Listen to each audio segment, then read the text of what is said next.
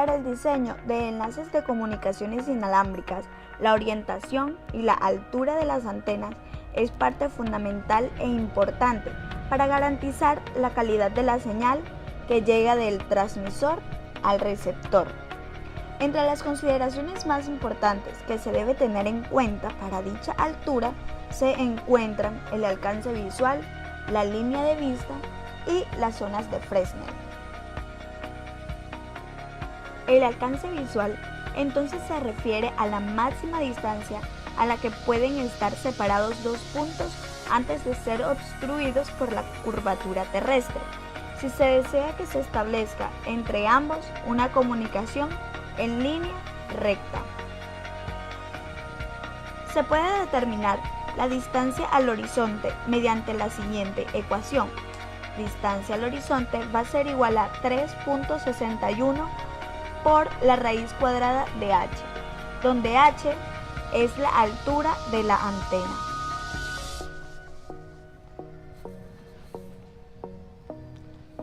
Línea de vista. La línea de vista se refiere a un camino limpio, sin obstrucciones, entre las antenas transmisoras y receptoras. Entonces, para que exista la mejor propagación de las señales RF de alta frecuencia, es necesaria una línea de vista sólida, es decir, limpia, completamente limpia. Cuando se instala un sistema inalámbrico, se debe tratar de transmitir a través de la menor cantidad posible de materiales para obtener la mejor señal en el receptor. Es evidente la necesidad de visión directa en sistemas inalámbricos que operan a altas frecuencias, ya que lo contrario se producen pérdidas que pueden llegar a ser importantes. Para modelar las pérdidas que se producen por la obstrucción del enlace radioeléctrico, se utiliza el concepto de las llamadas zonas de Fresnel.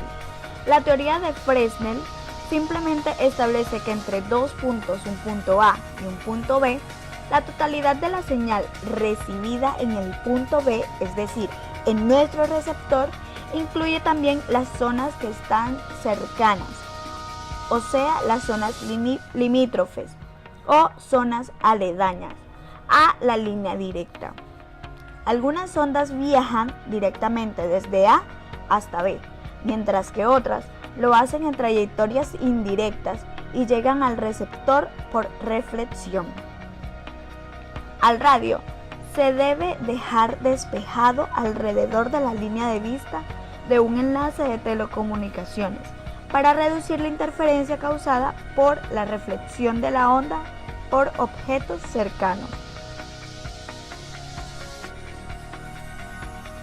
Tomando su valor de fase como 0, la primera zona de Fresnel abarca hasta que la fase llegue a 180 grados, adoptando la forma de un elipsoide de revolución, así como estamos viendo en la imagen.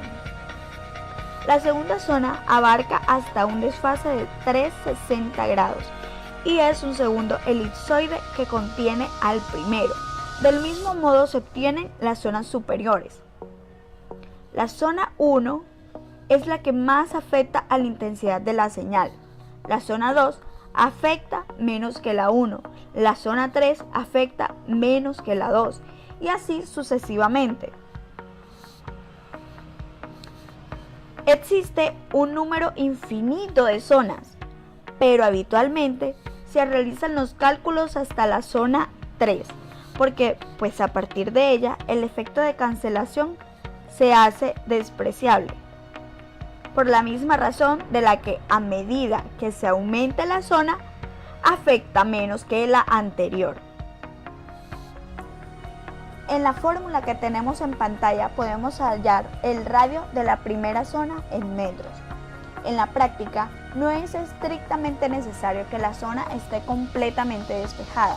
Para redes inalámbricas, entonces nos conformamos con despejar al menos el 60% del radio de la primera zona de Fresnel, siendo el radio de la primera zona en metros igual a 17.31 por la raíz cuadrada de D1 por D2 sobre F por D, siendo D1 igual a la distancia del punto donde calculamos el valor de la zona a la antena emisora.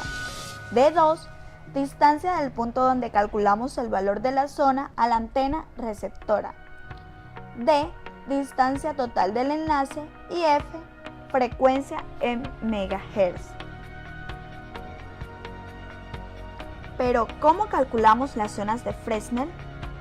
Ya habíamos dicho que hay un número infinito de zonas, pero habitualmente se realizan los cálculos hasta la tercera zona, porque a partir de ella el efecto se hace despreciable.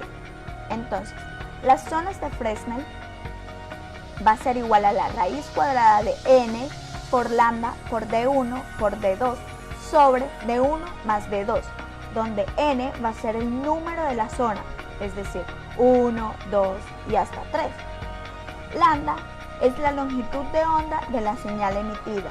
D1 es la distancia del punto donde calculamos el valor de la zona a la antena emisora. D2 es la distancia del punto donde calculamos el valor de la zona a la antena receptora. Cuando hablamos de obstáculos, pensamos en objetos, pero hay otra cosa más grande que también puede producir problemas, y esta es la Tierra. Si la distancia entre antenas es muy grande, la curvatura terrestre puede interferir en la señal de varias maneras. Primera, aumentando la altura de los obstáculos intermedios. Segunda, curvando el haz electromagnético como consecuencia de la refracción troposférica. Y tercera, convirtiéndose ella misma en un obstáculo. Para este tipo de problemas tenemos un factor corrector que va a ser igual a D1 por D2 sobre 2KA, donde D1 y D2 es la distancia del punto donde calculamos el valor de la zona de la antena emisora y receptora respectivamente. K es la constante de la Tierra física, habitualmente 4/3. A es el radio de la Tierra de 6.370 kilómetros. Y F pues va a ser nuestro factor corrector.